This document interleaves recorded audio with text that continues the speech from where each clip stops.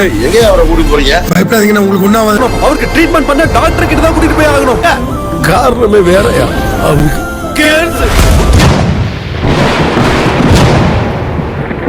திடீர்னு நைட்டு பார்த்தீங்கன்னா, சக்திவேல் அண்ணன் முத்துவேலுக்கு உடம்பு முடியாம போயிருது. சீரியஸ் ஆயிடுறப்பல உடனே சக்திவேலும் அந்த குடும்பமும் கூட்டிட்டு ஆஸ்பத்திரிக்கு போறாங்க. இத பார்க்குற பாண்டியன் அங்கருந்து ஓடோடி ஓடியாந்துட்டு, "எங்கடா கூட்டிட்டு போறீங்க? ஏய் உனக்கு ஏன்டா அதில சொல்லணும்? எங்க அண்ணனுக்கு உடம்பு சரியில்ல. ஆஸ்பத்திரிக்கு கூட்டிட்டு போறேன்டா."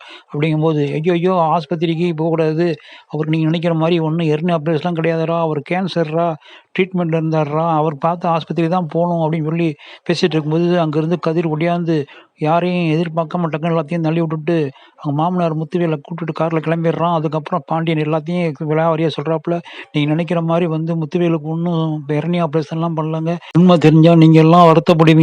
நீங்க சங்கடப்படக்கூடாதுன்னு தான் கதிர கூட்டிக்கிட்டு சென்னையில போய் அவர் பார்த்து ட்ரீட்மெண்ட் பண்ணிட்டு வந்தாரு. தொடர்ந்து ட்ரீட்மெண்ட்ல இருந்தாரு. திடீர்னு இப்ப சீரியஸ் ஆயிருச்சு. நீங்க நினைக்கிற மாரி இங்க லோக்கல்லாம் பார்த்தோம்னா உயிருக்கு ஆபத்து.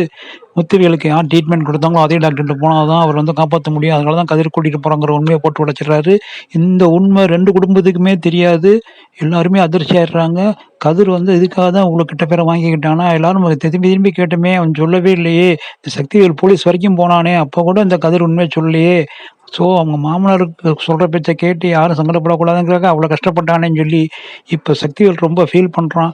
பெத்த இப்படி ஒரு பிள்ளைய பெத்திருக்கணும். பாண்டியன் பிள்ளைய நல்லா தான் வளர்த்துருக்கான். நானும் அவன பெத்து வச்சிருக்கேனே! ஊரு கூடிய கெடுத்துட்டு அலையுது.